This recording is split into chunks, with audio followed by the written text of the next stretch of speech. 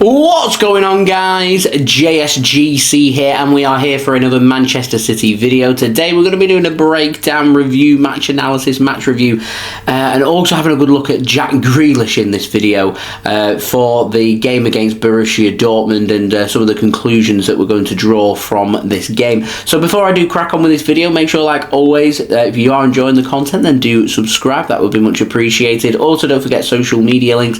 They're in the description below and sliding across at the bottom of the screen if you want to go and follow me on my Twitter and Instagram. My email also in the description below too if you want to hit me up for any sponsorships or any videos or any general business inquiries. Do leave a thumbs up as well if you do enjoy this video. 200 likes is the like goal, and also don't forget as well to let me know your thoughts in the comments below. Lastly, this video is sponsored and it's brought to you by OneFootball. This video is brought to you by OneFootball. If you want to download the OneFootball app, all you need to do is press the link at the top of my description, which will take you forward to where you can download this app. The OneFootball app is extremely useful if you are a huge football fan just like me. It provides you with the latest footballing news, transfer news, and the latest videos as well. It is one source of information of where I get my transfer news from. It also allows you to see the latest scores with what's happening in the footballing world. If you just click on a game, including any Manchester City game, it will not only bring up the latest team news,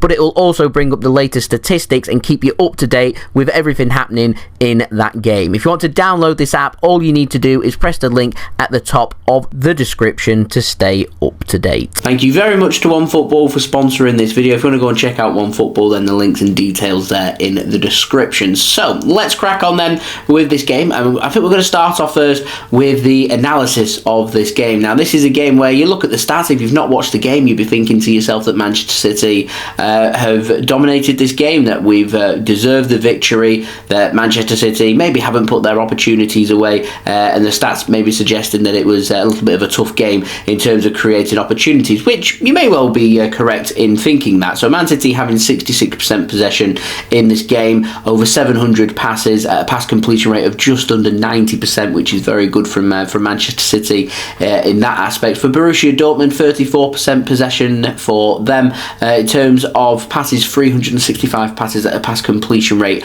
of just under 80%, so not too bad from Borussia Dortmund either. However, what's very interesting in this game is when you have a look at the attacking stats. So Man City dominating the possession and dominating the play through 90 minutes, only managed to muster up 12 shots, which is very unlike Manchester City, and suggests to me just how well Borussia Dortmund did defensively in limiting Manchester City, in particular in that first half. Man City just could not break down Borussia Dortmund in that first half, and because of it, it was a lot of sideways passing from Manchester City, a lot of huffing and puffing. We couldn't get Haaland involved in the game, and because of that, Manchester City struggled in this game, and I just didn't feel like we had the quality in attack other than with Haaland, who City was struggling to get involved in the game, that we didn't have enough quality, in particular in the wide areas, to make that count to be able to break Dortmund down. So it comes as no surprise that Man City decided to make their three crucial substitutions in this game once we went 1-0 behind and Dortmund took the lead, which we'll speak about more in just one moment. But yeah, Manchester City 12 shots, 3 on target, 2 goals clinical from City. However, it's not very impressive to say the least, and this was hard work from Manchester City, and when Man City go behind as well, it always becomes just that little bit more difficult. And what was very frustrating from this game was Man City seemed very motivated to go out there and have a point to prove once we went behind, and if we're going to do that, it's a dangerous game to play. Why we can't just do it from in the first half, from the whistle going to start the match, go with the same intent to try and make things happen, and if that's the case there, because City ended up grabbing a couple of late goals, whereas these players have been on the pitch for near enough 20 minutes or so. If we're talking going with our starting 11, so these players like Foden, Bernardo Silva and Alvarez started in this game and going with that intensity that we offered towards the latter parts of the game, then we could have been 2-0 up inside 20 minutes and this game would have been all but sealed and done, and it had been done and dusted. But as it was, I felt like Man City made a very hard work here of, to me, a very good good opposition in Borussia Dortmund and offering us another test as well with lessons to be learned. So overall, a good result for Manchester City, but also tricky and a challenge to say the least. So in terms of my review for the game, first half, nothing happened. It was boring. Nothing was happening. City was struggling to break down Dortmund. I thought that Sule and Hummels at the back did a very good job in keeping Erling Haaland quiet. And it's not often you get two centre-backs. Normally you get one, but to have two centre-backs who can physically compete with Erling Haaland, very impressive. So we head into the second half, and Dortmund decided to have a 5-minute spell where you just felt like that goal was coming. They upped their gears. They went through to second gear and into third gear. And as always in football, when you're going to show the intent to try and score the goals, you do make your own luck. And it comes via a cross which Jude Bellingham just manages to peel away from the defenders, thrash his head onto it, wrong foots Ederson, he's in no man's land, and it just goes into, well, the empty net to make it 1-0 to Borussia Dortmund on 56 minutes, and 2 minutes later Man City making their free subs. Alvarez on, Mahrez off, Bernardo Silva on, Gundogan off, and Phil Foden on, Jack Grealish off, and that offered more of what you feel like a first team feel for Manchester City. And I'm surprised we made so many changes for this game, but I'm happy that these players managed to come on, because I did speak about in my preview about who Man City would go for, and judging at our starting 11, no Ruben Dias, going with Ake and Akanji. That's very interesting. Kyle Walker obviously injured, and rather than giving the nod towards Sergio Gomez or Nathan Ake going at left back, they went with John Stones in what was a right back, but John Stones kind of had the freedom of the right hand side. If he wanted to drop back and sit deep, he can go into a back three. If he wanted to get forward, then he could go on the right wing if he wanted to. He kind of had the freedom in this game. When space opened up, it's John Stones managed to take his opportunity away, and I thought Stones, in terms of the second half in particular, once City decided to show more attacking intent, took his opportunity very, very well. Midfield didn't surprise me. Rodri, De Bruyne and Ilkay Gundogan. The surprise was I'd have thought we'd go with Bernardo Silva on the right wing, but went with Mahrez instead.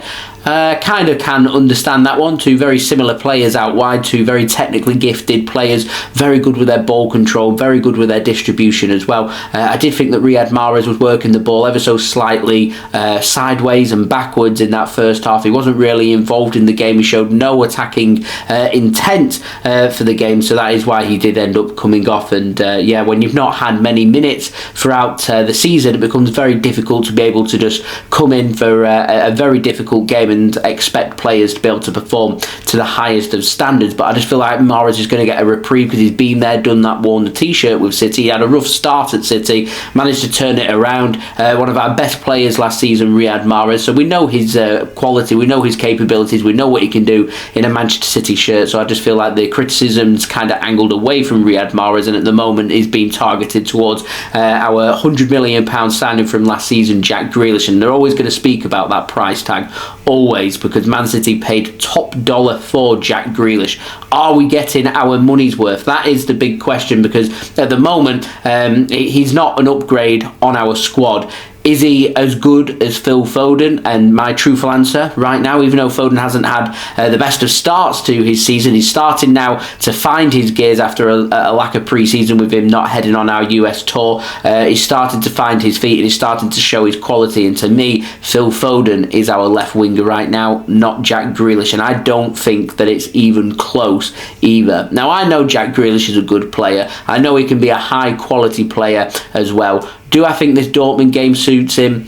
No, not at all. It suited Phil Foden. I spoke about it in my preview. He tore Dortmund apart in them two legs that we faced in the quarterfinals a couple of seasons back. And to me, Phil Foden would have been one of the first names on the starting 11, because he creates space for everyone around him, because he's just so dynamic, he's just so forward thinking, and he's just so good. Whereas Jack Grealish is he wants to cut onto his right foot, he wants to move it sideways, he wants to get into them channels, get himself into them positions. And the thing with Jack Grealish is that space in this game wasn't there. There's other games where games would really suit Jack Grealish. Teams that aren't going to sit there, who are very good at defending. Either teams that are just going to sit with 11 men behind the ball, and he has a bit of freedom that he can poke around, might suit him. Or even teams that are going to play with a little bit more attacking intent and he's got a higher line to go at, could suit him as well. So I'm not going to dismiss Jack Grealish. I do think he's a very good player, but the difference between him and Riyad Mahrez right now, because I didn't think either of these players had very good games for this game against Borussia Dortmund, but I think the big difference is I think a lot of fans have trust in Mahrez because they know what he can do, and Jack Grealish hasn't really shown that. And that's where you start to look towards the statistics. That's where you look for the goals and assists,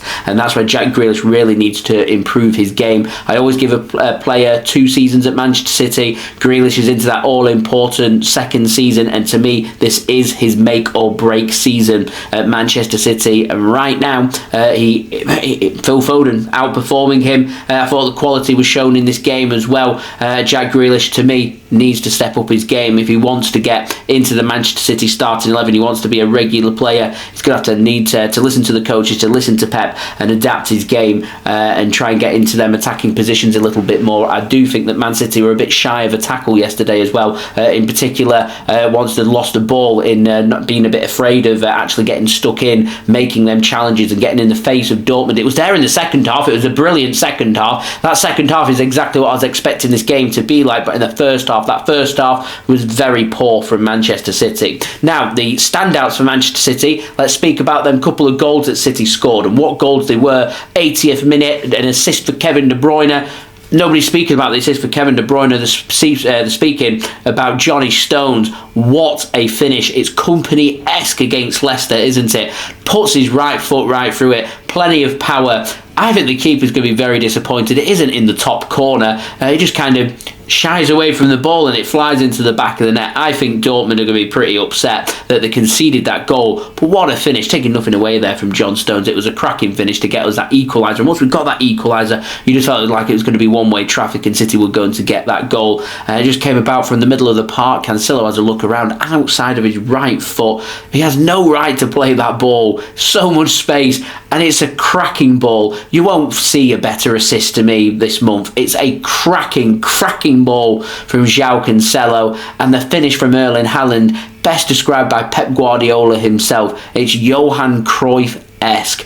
It is exceptional. He's on the right hand side to goal, thrashes his massive leg at it, gets a good left foot onto it. Again, I think the keeper's going to be a bit disappointed with that he's beaten at his near post and it goes into the back of the net. Couple of clinical opportunities taken from Man City, and that's what Man City do best. 4 minutes, 2 opportunities, 2 goals. That's why we spent so much money bringing Erling Haaland to Manchester City away from Dortmund and to Manchester City, because I think if Erling Haaland's playing for Dortmund, I think Man City really struggle in this game. But we spent that money and we've got the win, and it would have been a disaster to have lost this game. It would have been not in jeopardy, but would have been a serious concern about us topping the group. We're now top of the group. It's in our hands. We've got a couple of big games coming up, both home and away against FC Copenhagen. Get them games in the bag, and I think Man City can then start to chill out a little bit for the rest of the group stage and see what happens in terms of qualification and finishing first as well. So a couple of brilliant goals there for Manchester City, putting our opportunities away as well. Absolutely fantastic end to the game in what I thought was a cracking atmosphere yesterday at the Etihad. I've done a match vlog. If you do want to go and check that out, then that would be much appreciated. So yeah, they are my thoughts. Do let me know your thoughts in the comments below. Subscribe to my channel if you're new around here. Press that red button, press the bell, and put your push notifications on. Social media links there in the description below and sliding across at the bottom of the screen if you want to go and follow me on my Twitter and Instagram. My email also in the description below too if you want to hit me up for any sponsorship for any videos or any general business inquiries. Do leave a thumbs up as well if you do enjoy this video. 200 likes is the aim, so any help towards that would be much appreciated. As I've said, do let me know your thoughts on what you make of this performance from Manchester City in the comments below, and Jack Grealish as well. Do you think he's got a future at Manchester City? Let me know in the comments and why. Do go and check out today's video sponsor as well, which is brought to you by OneFootball. Link to OneFootball in the description. Anyone that does press that link in the description, which will take you to the download page to download the free OneFootball app, will help to support the future content created here on my channel. It keeps these videos coming for you guys. OneFootball will keep you up to date with all the latest football news, transfer news, the latest scores, results, statistics, live league tables, all your good footballing needs. It's a brilliant app. It's free to download, so do go and check that out. That would be great, and I will see you all again real soon for the next Manchester City video as we build up towards our next Premier League game against Wolverhampton Wanderers. So I'll see you then. So I've been JSGC. Thank you everyone for watching. I hope everyone is safe and well. Peace. Ciao for now.